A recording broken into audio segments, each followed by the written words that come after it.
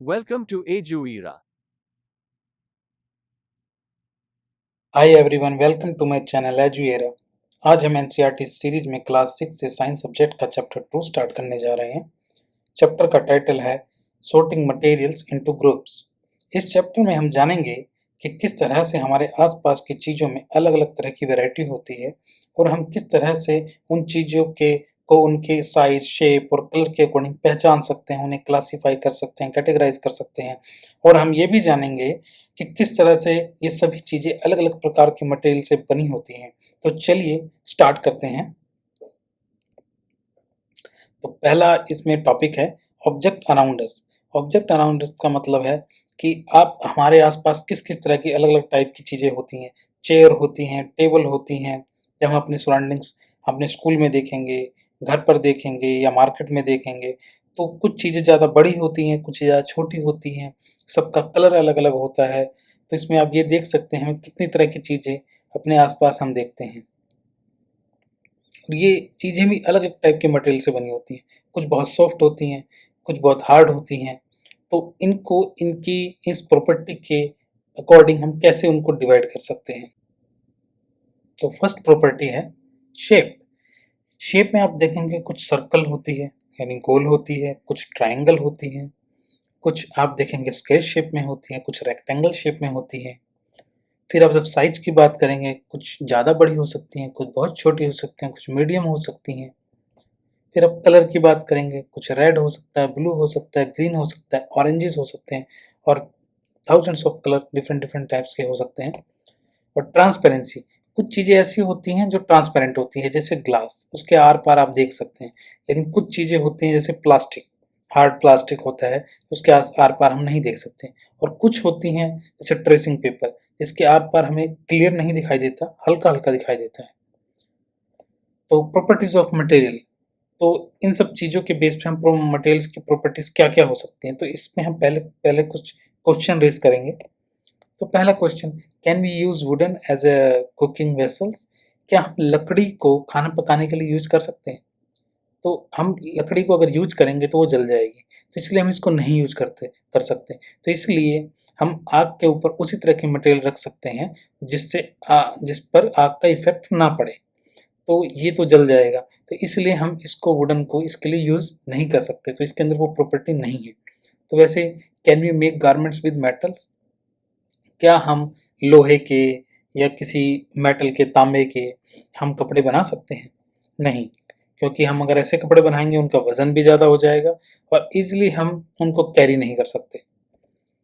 Third, can we use cloth to carry liquid?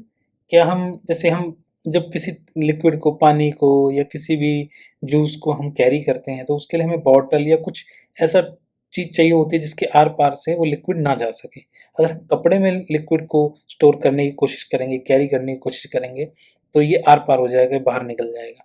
तो आप देख सकते हैं कि अलग अलग यूटिलिटी के लिए अलग अलग टाइप के मटेरियल्स को यूज किया जाता है। तो इसी के आधार पे आपको प्रॉपर्टी देखने को मिलती है अपीयरेंस, क्योंकि अलग अलग चीज़ों की अलग अलग अपीयरेंस होती है दिखने में, मतलब अपीयरेंस का मतलब बाहर से कैसे दिखती हैं। फिर हार्डनेस, कुछ चीज़ें बहुत ज़्यादा हार्ड होती है, कुछ सॉफ्ट होती हैं। कुछ डेंसिटी, डेंसिटी मतलब कुछ चीज़ें बहुत ठोस होती हैं, ठोस का मतलब अंदर से भरी होती हैं, उसको हम दबाएंगे तो वो दबती नहीं है, लेकिन कुछ चीज़ों को हम दबाएंगे तो ईजिली दब जाती है।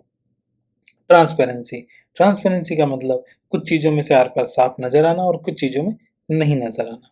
तो वन बाय वन हम इन चारों प्रॉपर्टी को पढ़ेंगे। फर्स्ट है अपीयरेंस।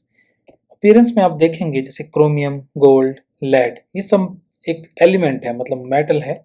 और ये देखेंगे स्टील, स्टील एक एलिमेंट डायरेक्टली नहीं है, ये एक एलॉय है, ये एक मिश्र धातु है, जिसको मेनली क्रोमियम और लोहे से मिला के बनाया जाता है। क्रोमियम की वजह से इसमें चमक होती है और लोहे की वजह से इसमें हार्डनेस होती है। तो आगे देख सकते हैं ऐसे ही nickel, titanium, zinc, brass, brass जिसको हम पीतल बोलते हैं, और फिर आप देखते हैं सिल्वर, मैग्नीशियम, टीन। इन सब में आपको एक चीज कॉमन नजर आएगी कि इसके अंदर लस्टर, लस्टर मतलब चमक, इसके अंदर चमक भी है और हार्डनेस भी है। तो इन सब चीज़ों को हम ऐसी चीज़ें कुछ भी औजार बनाने के लिए, गहने बनाने के लिए, कुछ ऐसे सामान जो कि ईज़िली ना टूटे, ईज़िली ब्रेक ना हो और वो दिखने में भी अच्छे लगें। तो उन सब सामान को बनाने के लिए इन सब तरह की धातु और मेटल का प्रयोग किया जाता है। फिर आता है अगला सॉल्युबिलिटी। सॉल्युबिलिटी का मतलब, अब कुछ चीज़ें वाटर में सॉल्युबल है, वाटर क्या किसी और लिक्विड में भी सॉल्युबल हो सकती है, जैसे साल्ट और शुगर।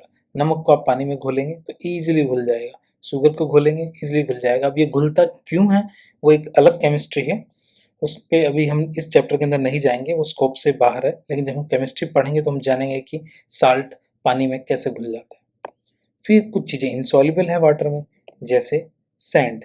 सैंड, रेत को आप पानी में डालेंगे तो आप ध्यान से देखना कि वो कंटेनर में या ग्लास में या किसी भी अलग तरह के बाउल में, कटोरी में आप जब रेत डालोगे पानी के अंदर तो आप देखना वो नीचे सेटल डाउन हो जाती है, नीचे जम जाती है, वो उसमें घुलती नहीं है।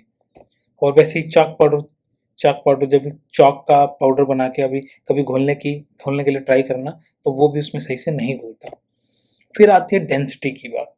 डेंसिटी, अब देखिए कुछ चीज़ें पानी पर तैरती हैं, जैसे खाली बॉटल आप देखिए और गेंद देखिए, गुब्बारा देखिए, और ये इस तरह की मतलब पिन देखिए बिल्कुल जो प्लास्टिक की होती हैं।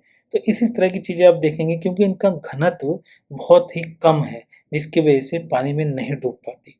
लेकिन कुछ चीज़ें जैसे कांच का ग्लास, ठीक है, और कुछ भारी मतलब मेटल की गेंद हो या मेटल का कोई भी मटेरियल हो जो जो बहुत ज़्यादा भारी हो, वो ईजिली पानी के अंदर डूब जाता है।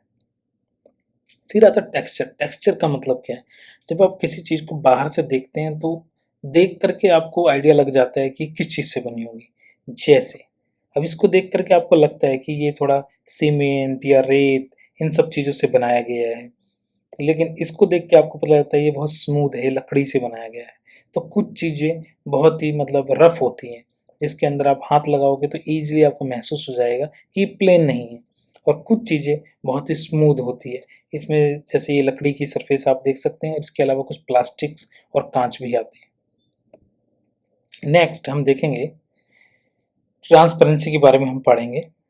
देखिए सपोज़ ये एक ग्लास या कप टाइप आप मान लीजिए। अब जब हम इसमें टॉर्च से लाइट डालेंगे तो अब देखिए लाइट से क्या होगा, लाइट इसके आर पार चली गई, मतलब लाइट पास हो गई। अब लाइट पास हो गई तो इसका मतलब क्या है, ये ट्रांसपेरेंट है। तो जिस तरह के मेटल में से लाइट इजीली यानी प्रकाश इजीली आर पार हो जाता है उसको ट्रांसपेरेंट कहते हैं।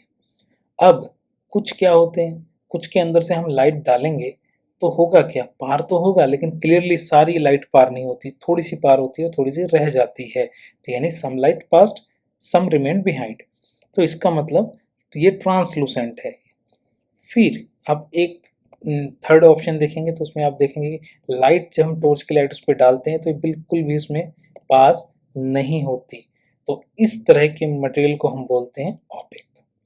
तो इस चैप्टर के अंदर आपकी 2-3 एक्टिविटी दी गई है कि अपने आसपास देख करके आप लिस्ट बनाइए कि कौन-कौन सी चीज़ें आप देख सकते हैं, उनकी शेप क्या है, या अपने घर में जो चीज़ें आप लिस्ट बनाइए, सॉल्युबल क्या है, इनसॉल्युबल क्या है, क्या पानी में घुल सकता है और क्या नहीं घुल सकता।